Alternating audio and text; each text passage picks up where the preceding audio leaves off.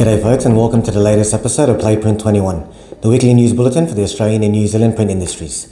I'm Print21's editor, Jana Reza, and this week's episode is brought to you by Ball & Doggett, Australia's leading distributor of printable materials, press consumables and printing equipment. Kicking things off, Multicolour Corporation commenced the pre-packaged Chapter 11 restructuring process in the US as part of a previously announced agreement to reset its balance sheet and position the business for long-term growth. The company, which is a major global label producer with a significant footprint across Australia and New Zealand, has stressed that the move will not disrupt global operations. All sites, which supply for a wide range of brand owners in food, beverage, wine, spirits and consumer goods markets, are expected to continue trading as normal, and all customers, suppliers and employees will be unaffected throughout the process. The restructuring follows an agreement reached in late January with holders of around 72% of MCC's secured first lien debt alongside its private equity sponsor Clayton, Dubilier and Rice. Under the agreement, MCC will significantly reduce its debt, cutting net borrowings from approximately $5.9 billion US to around $2 billion US. Annual cash interest costs are also expected to fall sharply from about $475 million US to $140 million US by 2026, freeing up capital for reinvestment in the business. As part of the recapitalization, MCC will receive close to $890 million US in new common and preferred equity and is expected to exit the process with more than $500 million US in liquidity.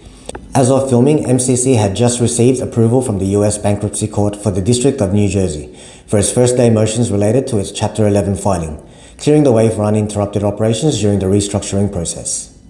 Next up, during the recent Australia Day Honours list, the late Jeff Selig, former executive chairman of IVE Group, was recognised posthumously with the Medal of the Order of Australia for his decades of service to community and charitable organisations.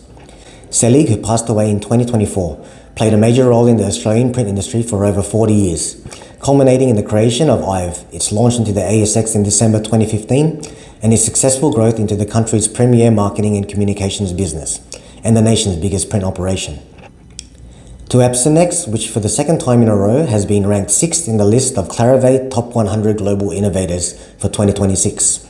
Clarivate compares and analyzes invention data from around the world, assesses the quality of patent ideas using indicators directly linked to innovativeness, and annually selects companies and organizations that are at the top of the global innovation ecosystem and continuously demonstrates outstanding innovation performance. This is the 13th time that Epson has been named on the list since its inception in 2012. Epson Australia and New Zealand's Managing Director, Craig Heckenberg, said the organisation is delighted and honoured with the accolade, saying Epson's enduring spirit of integrity, effort, creativity and challenge has earned the trust and confidence of people around the world, and its commitment to innovation that is efficient, compact and precise remains at the core of the company's manufacturing excellence. Looking locally, SOMA, a producer of flexographic printing presses, plate mounters, sliotar rewinders and laminators, has appointed CS Graphics as its new official sales rep for the ANZ markets, strengthening its presence in the Asia-Pacific region.